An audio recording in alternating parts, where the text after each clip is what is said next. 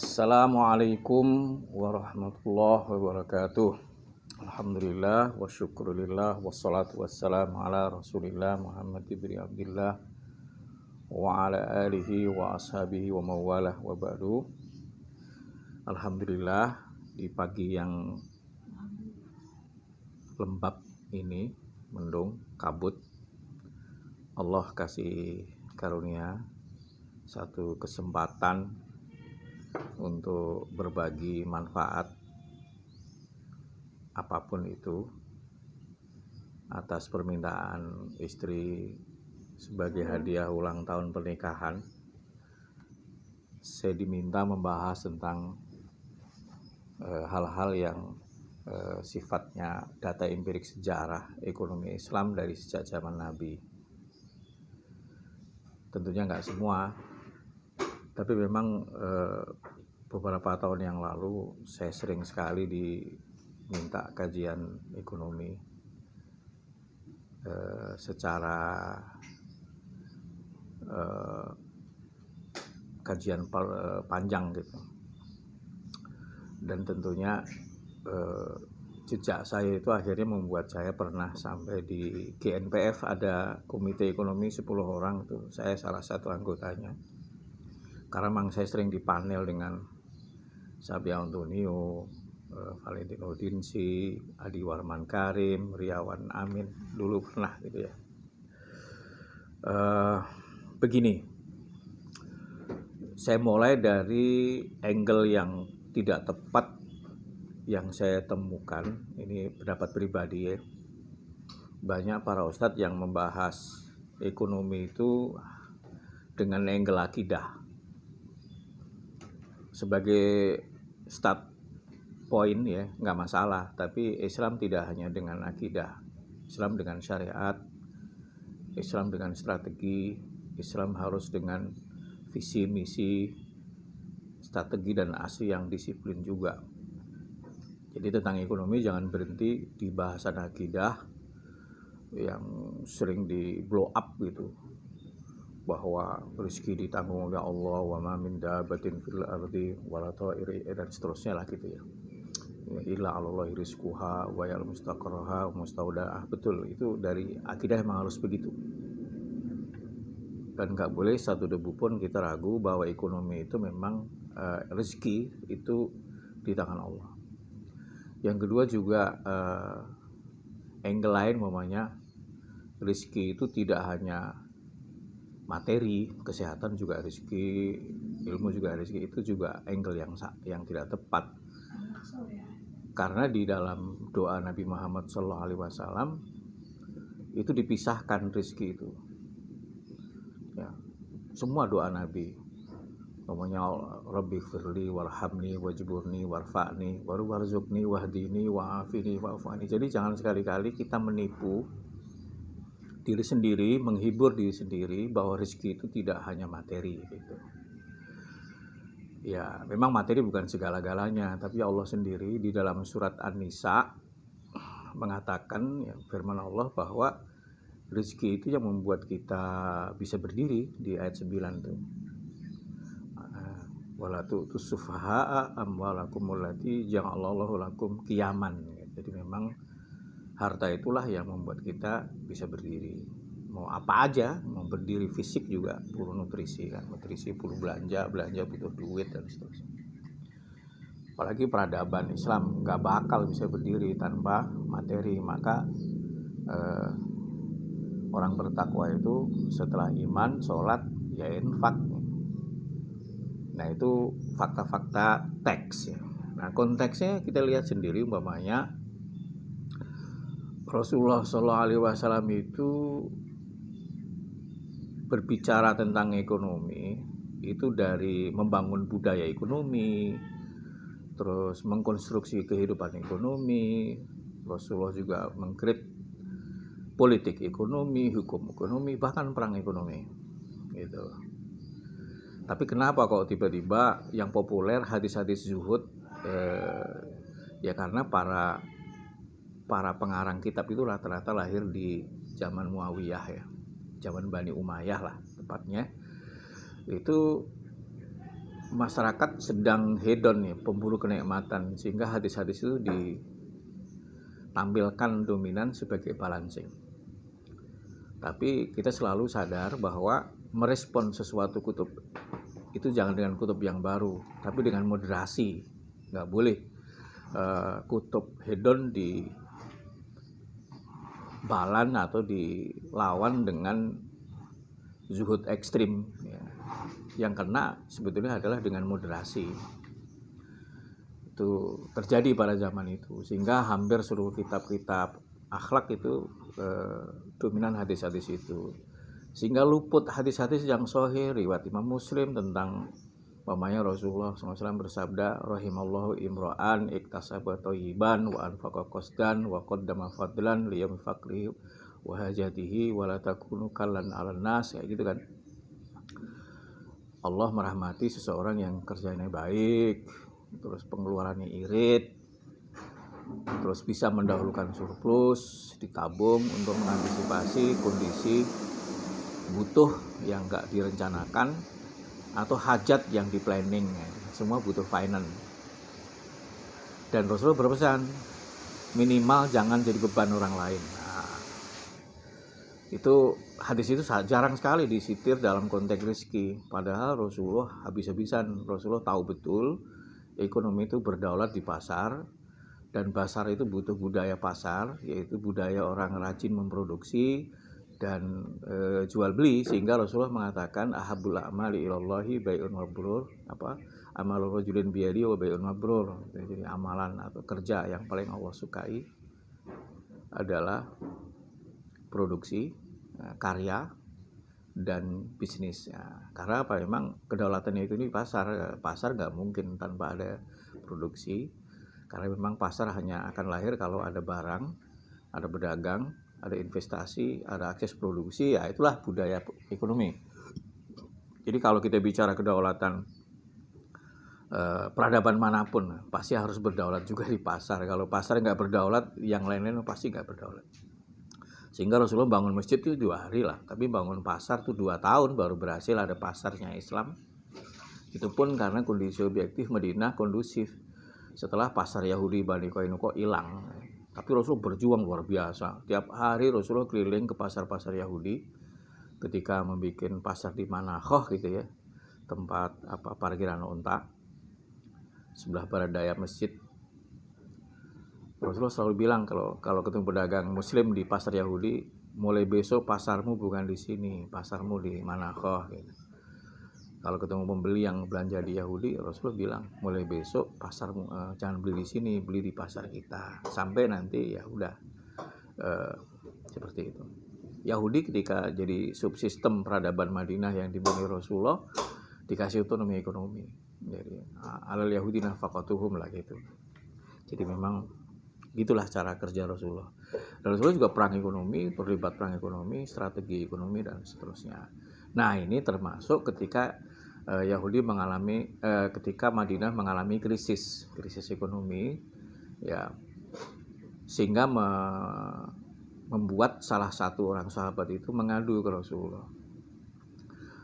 Walaupun sebenarnya Madinah itu selalu dalam masalah ekonomi sampai tahun ke-7 setelah penaklukan Khaybar. Jadi Islam itu punya wajah di dunia, bisa lebih menakutkan lagi memang setelah menaklukkan Khaybar, karena Khaybar itu gudang senjatanya lengkap dan banyak, dan gudang kekayaannya juga lengkap dan banyak, dan punya aset-aset kebun yang nanti jadi BUMN-nya Madinah.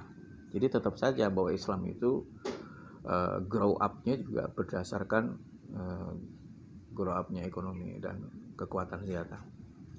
Pelajaran sampai hari ini dunia itu diacak-acak oleh orang yang super rich, orang semua keadilan hancur oleh oligarki dan plutokrasi. Artinya orang yang punya duit itu menghancurkan banyak hal. Nah jamaah sekalian, dalam hal ini ketika ada krisis, ngadulah salah satu merepresentasikan keadaan Madinah yang memang berat waktu itu secara ekonomi. Rasulullah menjawab dengan doa, tapi doa itu sebetulnya Rasulullah mengajarkan satu spirit lah, satu basic. Rasulullah tahu betul bahwa kekuatan ekonomi di entrepreneurship. Seperti kita semua tahu lah bahwa kalau ente jadi politisi ya penghasilannya untuk ente sendiri, ente jadi penegak hukum ya ini, tapi ente jadi entrepreneur, mungkin uang 500 juta itu bisa jadi sumber kehidupan puluhan orang, menghidupkan gitu. Apalagi kita produksi dan pasar, itu lebih dahsyat lagi. Nah itu yang seperti itu. Nah datanglah orang itu, Rasulullah ngajarin doa. Doa itu ya pertama, ya sebenarnya isi dari doa itu adalah hal-hal yang menghambat pertumbuhan ekonomi, hal-hal yang menghambat orang untuk mampu secara ekonomi, yang akumulasinya membuat sebuah bangsa menjadi tidak berdaya. Sebuah bangsa menjadi layak jajah secara ekonomi karena memang pengalaman Madinah itu dijajah secara ekonomi oleh Yahudi. Nah, yang dicermati oleh Rasulullah pertama kali adalah alhamu wal hazan, mentalitas yang gampang sedih, gampang kapok, gampang kusut, jadi gampang menyerah, baper, galau gitu. Karena memang ya nggak mungkin lah orang yang hidup sukses dalam bidang apapun pasti memang secara spiritual dan mental itu tangguh.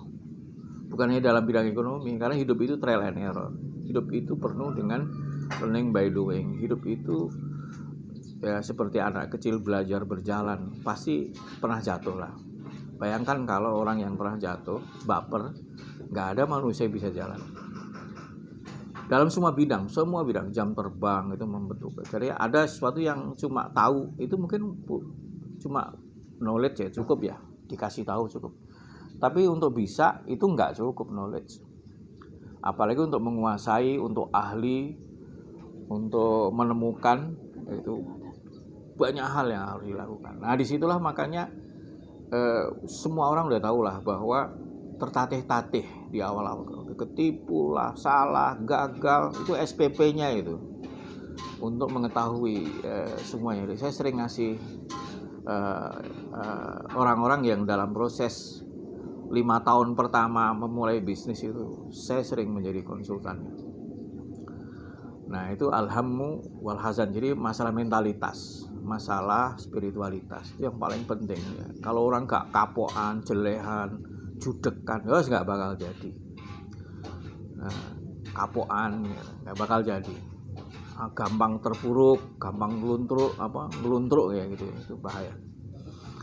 Nah, itu masalah pertama. Masalah kedua adalah kompetensi. Makanya Rasulullah menyebutkan wa na'udzubika minal ajzi. Al-ajzi itu adalah tak berdaya. Nah, solusinya apa? Membangun, memberdayakan. Aku nggak bisa apa, karena masalahnya ekonomi itu masalah kebisaan yang dihargai orang, dan harga itu untuk ekonomi kita. Kalau kita nggak punya kebisaan, nggak ada harga, ya, nggak ada kompetensi, ya nggak ada apa-apa. Maka membangun kompetensi sesuai dengan peluang, sesuai dengan hal-hal yang ada itu ya harus ada ya, ability-nya harus ada. Nah itu pokoknya sekarang itu yang dibutuhkan adalah kemampuan mengelola hal-hal yang virtual, ya, internet itu ya harus dibangun zaman sekarang, harus gitu. Pokoknya lah kemampuan yang kita tidak mampu, bagaimana juga. Al-ajzu itu artinya kan lemah, tak berdaya. Sering Rasulullah memakai al-ajzu itu untuk pengertian intelektual juga, seperti wal ajizu gitu. Al-ajzu itu mental yang inkompeten gitu. Itu ada. Jadi coba deh, semua orang membangun kompetensi. Bisa sendiri, bisa kolektif. Sistem pendidikan itu harusnya membangun kompetensi. Makanya pendidikan Islam itu sering tidak kompetitif di luaran. Kenapa? Karena sebetulnya kesadaran bahwa pendidikan itu membangun kompetensi ekonomi itu bisa bekerja, bisa menghasilkan, atau bisa dibayar, itu harus jadi tujuan. Sampai hari ini pendidikan Indonesia yang paling maju adalah Christian Accelerated Education. Itu memang betul-betul tahu betul bahwa hasil pendidikan kita itu ya terukur, dia bisa dihargai orang dalam bidangnya, dan kemudian hidupnya bisa tegak secara ekonomi, terukur ya. Makanya pendidikan Islam itu sering idealisme tinggi tapi tidak realistis. Kenapa? Karena tidak berbasis riset. Tidak berbasis riset. Apa yang dibutuhkan gitu. Nah, itu al-ajzu itu harus diselesaikan. Jadi jangan sekali-kali idealisme tapi tidak berbasis realita. Itu sering pendidikan seperti itu dan itu sering saya kritisi. Ya pokoknya ada satu pesantren terkenal. Setiap angkatan ribuan orang santri lulus. Tapi kalau kita kalkulasi tingkat keberhasilan di publik setelah kemudian dia jadi outcome menjawab apa ya sedikit sekali yang bisa dijawab. Dan ternyata memang kelemahan-kelemahan dalam bidang ekonomi itu multiplier efeknya bahaya sekali. Kita akan karena semua butuh ongkos. Yang nggak punya ongkos ya semua nggak bisa dikerjakan. Semua. Dan demokrasi, kenapa di Turki itu Partai Islam leading? Saya tahu persis. Saya ya beberapa kali ke Turki dan beberapa kali ketemu orang Eropa yang asal Turki, ngobrol, diskusi. Faktanya memang mereka itu umat Islam itu kuat ekonominya. Itu aja. Jadi jangan berpikir bahwa demokrasi itu kekuatan apalah, karena kemenangannya sangat artifisial. Jadi konglomeratnya Rasul aja ada 4 kan minimal kan. Coba 9 dari 10 sahabat dijamin masuk surga itu big business dan bukan orang miskin.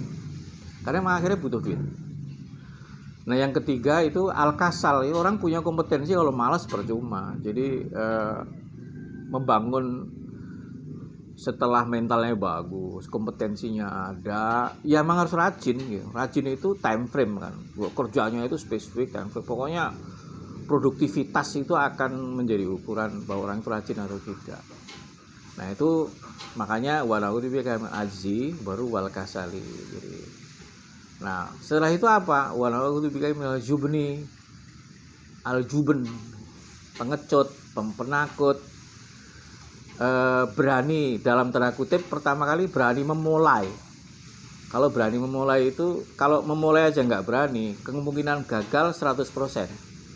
Tapi begitu berani dia mulai, kemungkinan berhasil itu mulai ada, walaupun kemungkinan itu mungkin lama. Berhasilnya lama, tapi kemungkinan berhasil sudah mulai ada, mungkin 10%, 20%, lumayan lah. Tapi probabilitas gagalnya itu sudah mulai berkurang lah ketika kita mulai berkurang lah berhasilnya mungkin lah. Nah tentunya itu butuh proses. Nah keberanian itu dari A sampai Z kepake, dari A sampai Z, dari awal sampai akhir itu selalu bicara keberanian mengambil keputusan, ya tentunya dibalance dengan kecerdasan, kehati-hatian, kalkulasi kayak gitu ya, tapi berani lah intinya. Terus wal bukhli pelit, ya memang ekonomi itu ternyata yang meruntuhkan ekonomi secara rasional dan kumulatif sebuah bangsa itu rakus dan pelit gitu. Mungkin secara individu pelit itu ada progres gitu, tapi secara istilahnya tidak berkurang asetnya. Tapi ada faktor X, faktor Allah yang semua orang pernah mengalami lah, bahwa kedermawanan itu pintu rezeki yang paling dahsyat. Dan secara logika adalah ketika orang kaya itu malas berbagi, itu membuat daya beli masyarakat rendah juga. Ketika ekonomi itu pemerataan itu lemah, lebih kepada pertumbuhan, juga akan meruntuhkan ekonomi juga. Karena katakanlah satu negara pengen impor ke kita, yang dicek apa? Konsumsi publik, penghasilan per kapita, GDP dicek. Ini berani nggak kita investasi? Berani nggak kita impor? Itu pasti dicek itu juga. Jadi memang di negara-negara maju itu pasti pajaknya progresif. Karena pajak progresif sangat hebat dalam cara berbagi. Memang begitu. Dan itu sebenarnya ilmunya Islam, karena begitu kita pelit, kita mementingkan produksi, tapi kita nggak berbagi, nggak kebeli juga, karena yang mau beli siapa, nggak punya duit kan gitu. Nah itulah teori al-jubnu secara rasional, tapi secara mistis, secara hal yang tidak bisa dikalkulasi secara rasio, memang luar biasa sekali efek kedermawanan, luar biasa sekali. Ketika kita berderma nggak takut miskin gitu, itu jadi pintu rezeki betul, luar biasa. Dan itu pasti kita mengalami lah. Ketika kita nggak punya apa-apa, terus orang membutuhkan, kita punya sedikit, kita berikan ke orang itu dahsyat sekali. Saya kira kita memang pengalaminya lah kayak gitu. Nah itu bukhul ya, jadi kekikiran sebuah, jadi budaya memberi itu akan baik sekali. Jadi kalau budaya meminta itu yang dikembangkan, budaya berbagi hilang, sebuah negara itu akan runtuh. Ya udah akan runtuh, itu sudah teori yang nggak bisa dibantah lagi. Fa amma man a'ta wattaqa wasaddaqa bil husna fasanuyassiruhu lil yusra gitu. Nah, kemudian biasanya dalam proses ekonomi lagi tumbuh ada momentum leverage. Kita pasti butuh hutang. Kita butuh investor.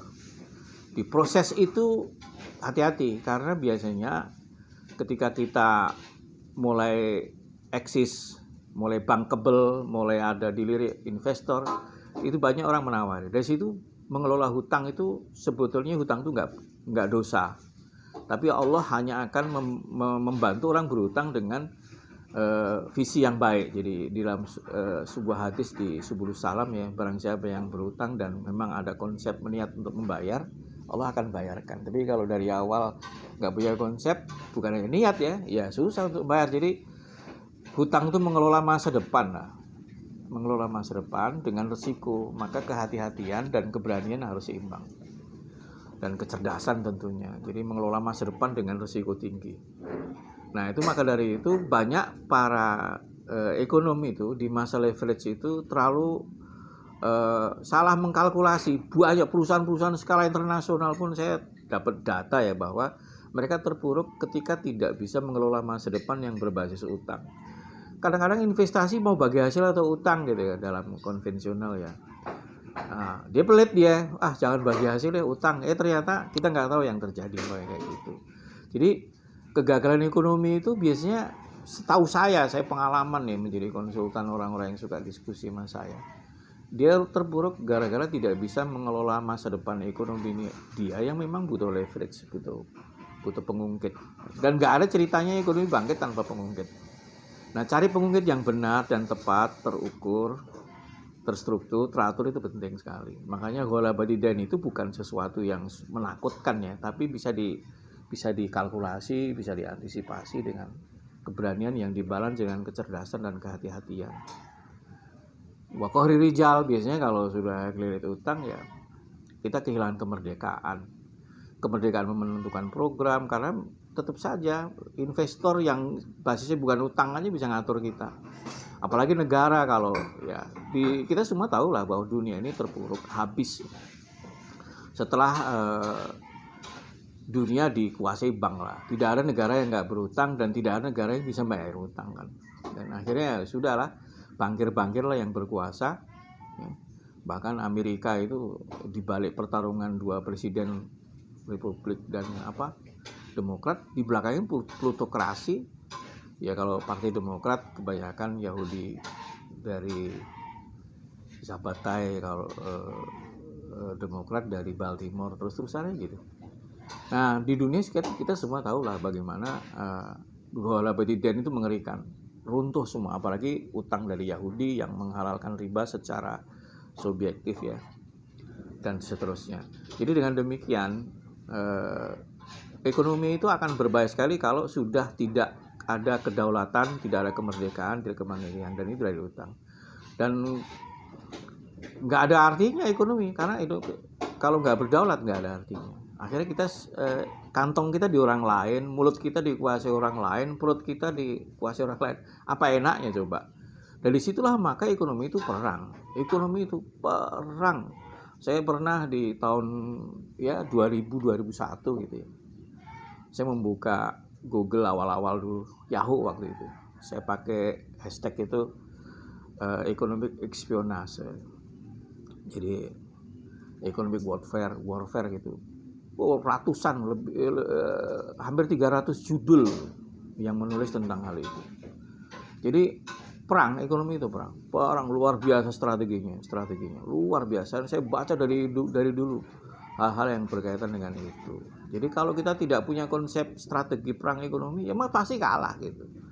Dari situlah maka kemudian Rasulullah membangun kedaulatan ekonomi. Tapi ya tentunya kedaulatan ekonomi itu salah satu dari bernegara berperadaban ala Rasulullah ya, kedaulatan yang banyak yang dibangun lah. Ya, kedaulatan secara budaya, hukum, politik, sosial dan seterusnya. Tapi ekonomi termasuk yang memang harus berdaulat. Rasulullah keras dalam perang ekonomi dan Rasulullah luar biasa dalam hal itu. Nah, entrepreneur adalah sebagai pusaran. Sebagai pusaran. Jadi sebaiknya memang kayak Rasulullah aja. Bagaimana berusaha berpenghasilan surplus, minimal nggak jadi beban orang lain, dan jadilah orang yang main di wilayah amalur rajulin biyadihi wa bayun mabrur gitu. Insya Allah Islam akan dipenuhi dengan itu. Nggak perlu konsep-konsep jadi syariat Islam, hukum fikih Islam itu dalam ekonomi itu dikit kok. Dikit sekali. Ya, jangan riba, adil, jangan goror, jangan nipu, kan kayak gitu doang. Tapi selebihnya, wilayah perang ekonomi itu jauh lebih besar. Jadi kalau kita bicara ekonomi, itu bicara tentang budaya ekonomi, kehidupan ekonomi lebih dahulu. Nah, selebihnya ya nanti hal itulah kita kelola untuk jadi sesuatu yang kalau kita berdaulat, hukum bisa kita tegakkan. Hukum ekonomi mau kita tegakkan dengan cara apapun, katakanlah bank syariat. Tapi kita nggak berdaulat, tetap saja banyak bank syariat yang beli obligasi kan. Saya ngajar di bank muamalat itu lama, lebih dari 5 tahun di pusatnya saya. Jadi saya tahu persis apa yang terjadi. Jadi dengan demikian maka bahkan ketika Bank Mandiri membuka cabang seluruh Indonesia, terus ada training para calon kepala cabang, itu saya termasuk yang ngisi waktu itu. Nah, dari situlah kemudian kita ikut Rasulullah aja dah. Kita membangun entrepreneurship dengan linier cara berpikir Rasulullah tadi. Jadi mentalitas yang nomor satu. Itu mentalitas nomor satu. Yang kedua adalah kompetensi yang dibangun, kinerja yang baik, rajin, terus jangan pengecut, harus pemberani dalam tanda kutip ya. Tapi juga jangan pelit, kita harus rajin berbagi, terus dan rutin pokoknya bab berbagi itu harus ada. Nah, tentunya nggak usah disiar-siarin lah, pokoknya berbagi gitu, harus itu wajib hukumnya. Nah, mengelola utang dengan benar, karena itu akan menghindarkan kita dari ekonomi yang tidak berdaulat. Wallahu a'lam bishawab. Assalamualaikum warahmatullahi wabarakatuh.